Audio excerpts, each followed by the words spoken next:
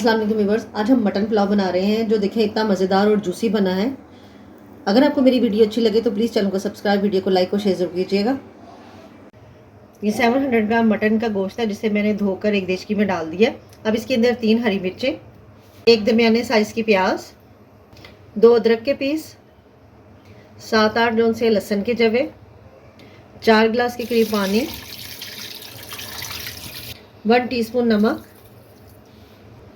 2 tablespoon सौंफ, 2 tablespoon साबित धनिया,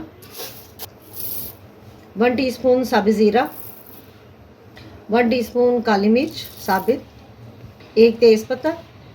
और अब इसे लो फ्लेम पर कुक करें तकरीबन 1 घंटे के लिए। गोश्त को पकते हुए 1 घंटा हो गया है, गोश्त गल गया है और अब हम इसे स्टेन कर लेते हैं और इसकी यखनी अलग कर लेते हैं। पुलाव के लिए खुशबूदार सा मसाला तैयार कर लेते हैं जिसमें हमें किसी साबुत मसाले की ज़रूरत नहीं पड़ेगी। इसमें 3 सब्ज़ इलायची, 2 बड़ी इलायची। अगर आपके पास बड़ी इलायची बड़ी है तो आप 1 डाल लें, मेरे पास ये छोटी थी तो मैं 2 डाल रही हूँ।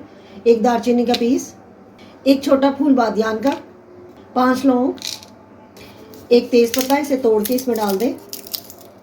टेबलस्पून साबुत धनिया, हाफ टेबल स्पून सौंफ, 1 टीस्पून साबित ज़ीरा, 1 जवित्री का पीस और 1 छोटा पीस जायफल का, टीस्पून साबित काली मिर्च। सारी चीज़ों को पीस लें। एक देचकी लें, उसमें हस्बे ज़रूरत ऑयल ऐड करें। जब ऑयल हल्का सा गर्म हो तो इसमें 1 मीडियम प्याज जिसकी मैंने स्लाइस में कटिंग की है वो डाल दें और प्याज को इसके अंदर फ्राई कर लें। प्याज कलर चेंज करें, लाइट गोल्डन कलर में आ जाए। हमने इसको ज़्यादा डार्क कलर नहीं किया। तो इसके अंदर हमने ये जो गोश्त गिलाया इसको मैंने अलग कर लिया था, जिसके अंदर से सारी चीज़ें वो इसके अंदर डाल दें और गोश्त को इसके अंदर थोड़ा सा भून लें। 1 मिनट तक जब गोश्त इसमें अच्छी तरीके से फ्राई हो जाए तो 1 टेबलस्पून लहसुन अदरक पेस्ट वो इसके अंदर डाल दें और लहसुन अदरक पेस्ट को भी इसके अंदर फ्राई कर लें।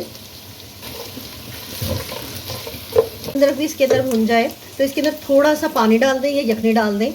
मैं इसमें यखनी डाल रही हूँ। बस इसको थोड़ा सा इस तरह डाल दें और इसे मिक्स करें ताकि ये जो मसाला जो हमने लहसुन अदरक और प्याज है वो ज़्यादा जल ना जाए। और अब इसके अंदर थोड़े से टमाटर डाल दें। ये 2 टमाटर थे जिसको मैंने रफली सा काटा है वो इसके अंदर डाल दें। ये 4-5 आलू बुखारे हैं, ये इसको डाल दें। और हाफ टीस्पून नमक। नमक हमने यखनी में भी डाला था इसलिए हम इसका चेक कर लेंगे बाद में। अब इसका फ्लेम लो करें और इसके अंदर दही डाल दें। दही जो है हमारा 3 to 4 टेबलस्पून के करीब हो वो इसके अंदर डाल दें। 5 से 6 हरी मिर्चें थी जिनको मैंने बारीक पीस लिया वो इसके अंदर डाल दें। अब इन सारी चीज़ों के इसके अंदर मिक्स कर लें। हमने साबित मसाले इसके अंदर कोई नहीं डालने, जो हमने मसाला पीसा है उसी से ही इसके पुलाव का बहुत अच्छा टेस्ट आएगा। जब ये मिक्स हो जाए दही इसके अंदर तो इसका फ्लेम थोड़ा सा हाई कर दें और जो हमने मसाला तैयार किया था जिसको हमने पीसा था वो सारा इसके अंदर डाल दें।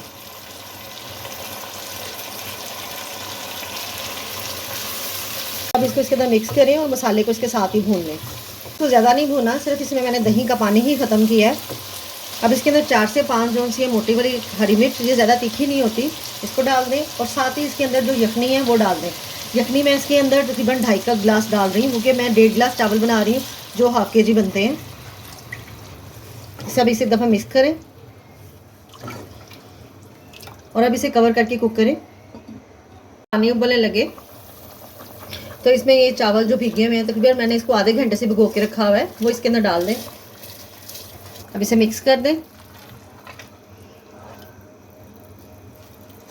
और इसे 1 मिनट के लिए कवर कर दें। 1 मिनट के बाद अब इसे एक दफ़ा मिक्स कर दें और इस पॉइंट पर आप इसका नमक चेक कर लें। अगर इसके अंदर नमक कम है तो इसके अंदर और डाल दें। जब इसमें पानी बिल्कुल ख़त्म हो जाए तो इसको कवर करके रुमाल का दम दे दें और इसके नीचे जो से तवा रख दें और फिर इसको 10 मिनट के लिए ही सिर्फ दम दे दें। के बाद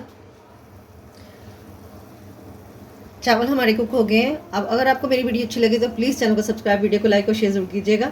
और अब हम इसे सर्व कर लेते हैं 10 मिनट के बाद। अपना ढेर सारा ख्याल रखिएगा और मुझे दुआ में याद रखिएगा। अल्लाह हाफिज़।